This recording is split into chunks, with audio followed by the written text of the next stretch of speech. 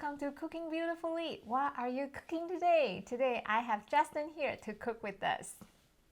Hey, Melissa, being an immigrant to this country, is there any traditional American parties that stick out in your mind as being something fun?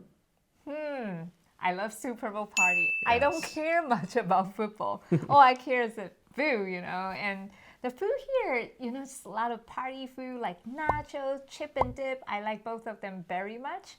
I just wonder, is there any way for you to put an Asian spin on a chip and dip? Totally. I think that's what we're going to do today. We've got some salmon that will turn into a nice salmon rillette that we can put on top of some sesame rice chips. Wow, that sounds good. Let's get started. So I went ahead and made the poaching liquid ahead of time here. So that was our water, our onion, our garlic, some sake, the rice wine vinegar. Brought that all up to a boil. We let it cook for like 1 minute, 2 minutes, then just shut it off. That way it's at the right temperature when you go to put your salmon in. So right now we're at exactly 179, which is perfect.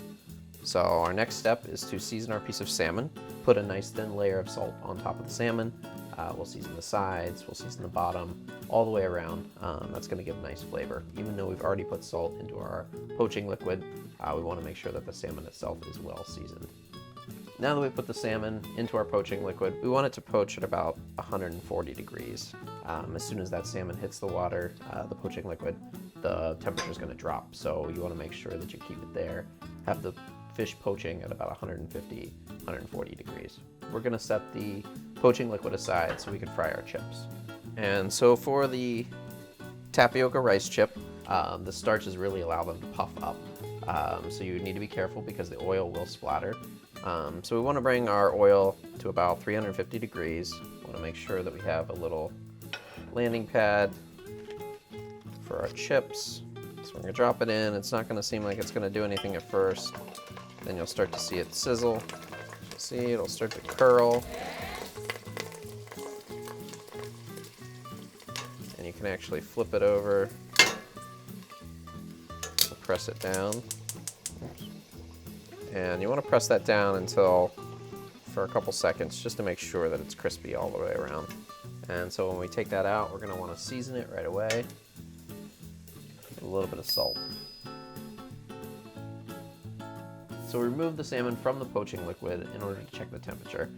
You're looking for the internal temperature to be about 100 degrees Fahrenheit. And if you don't want to use a thermometer, you don't have a thermometer, you can also just split the salmon open. It should be, just cooked, just barely cooked all the way through. We know that our salmon is properly cooked. We're going to take the salmon and we're going to set it aside and let it chill while we mix our cream cheese mixture. Wow, now the salmon is poached. Let's make our rillette. Sounds great. Yeah, so what I'm going to do is here I have some room temperature butter, cream cheese.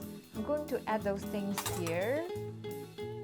And then we can just whisk this whole thing. And then, Justin, can you explain what this is? Yeah, so this is a little ginger grater. We're going to actually grate some of this ginger right onto this little rough part. And the ginger will gather in the center. And then we'll be able to move it to the outside. We'll be able to add that to our cream cheese mixture for a little bit of nice minced ginger. And we also have some herbs that we're going to add in there. So we have some chopped dill, a little bit of fish sauce, tiny bit of rice wine vinegar, pinch of scallion, and a little bit of this Japanese togarashi spice. And last, we're going to add a little chiffonade of the shiso leaf.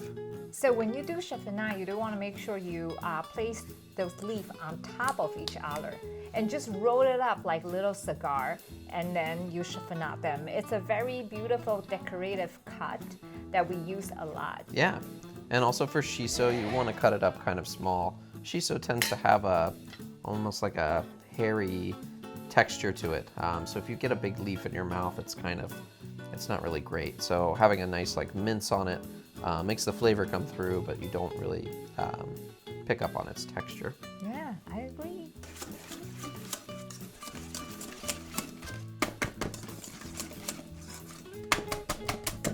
So what's next? All right, so our cream cheese is seasoned. Now we're gonna gently flake our salmon, and we're gonna fold that into the cream cheese mixture. Beautiful, let's do it. Just gonna gently pull it apart. Try to keep the flakes as big as possible.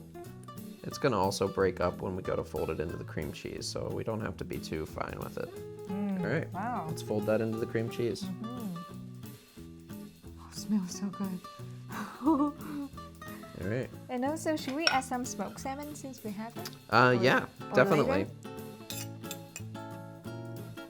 How about another pinch of togarashi? Yeah. What do you think?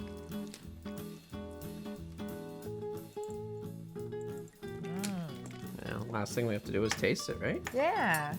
Okay. Wow. This is to die for. So Oh my God, good. that's Wow. Yummy. So now, should we assemble it?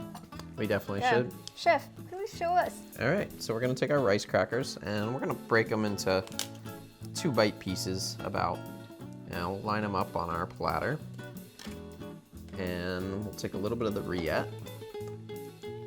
Now, using this rillette right now, right after you mix it, it's nice and soft, so it's easy to plate. If you were to put it in the fridge, you would want to leave it out for a little while to temper so that you can spoon it a little bit easier. So we're gonna take a little dollop, put it right on the cracker. So once we have that on there, we're gonna put a little bit of the salmon roe. I love ikura. Haha.